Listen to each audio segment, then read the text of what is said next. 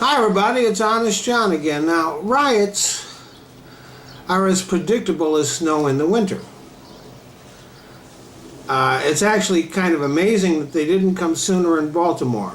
First you have a police department that has for years been completely out of control. Since 2011, over $5 million has been paid out by the city of Baltimore to settle lawsuits over police brutality. Victims included a 14-year-old boy, an 87-year-old grandmother, a pregnant woman.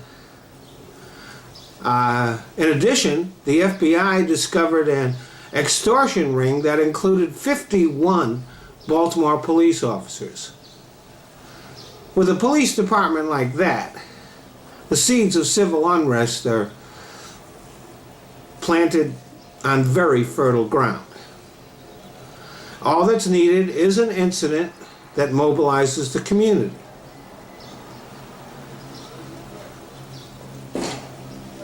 And when the protests start happening, there will be people watching who will see an opportunity to create havoc and to loot and to even commit murder.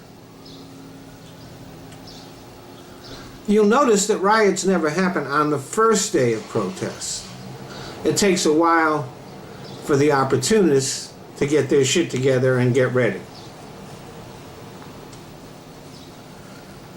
But as the protests go on, the opportunity for riots will go on. And they can be prevented. They can be prevented. First of all, the organizers of the protests have to be smart. They have to, for example, set specific times. The demonstration will, and places. The demonstration will occur here. They will march to here. It will happen between these hours, and then everybody goes home. But the police play a big role in whether there will be a riot or not. Now, the police were deployed in force, but then they just stood around and watched while people looted and set things on fire.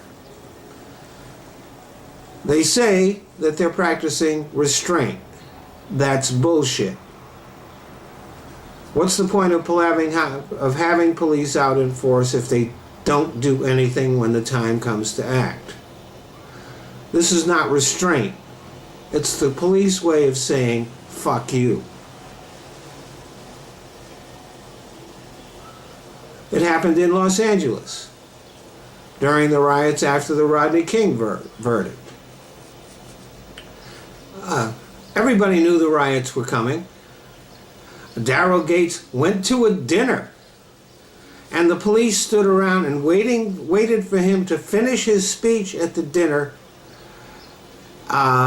instead of taking any action at all. Those riots spread all over the city. It is really fortunate that the riots in Baltimore were way smaller. Now, I'm not saying that the police should go in with guns blazing, but they should, when the looting starts, move in force and arrest people and behave like professionals. But here's the deal. It was the lack of professionalism on the part of the police department that created the conditions for a riot. And then when the riot started, it was their lack of professionalism when they did nothing to stop it. And you notice there was a big difference on the second day when they made sure that a riot didn't happen. If they'd have wanted to stop the riots on the first day, they never would have happened. Thanks for listening.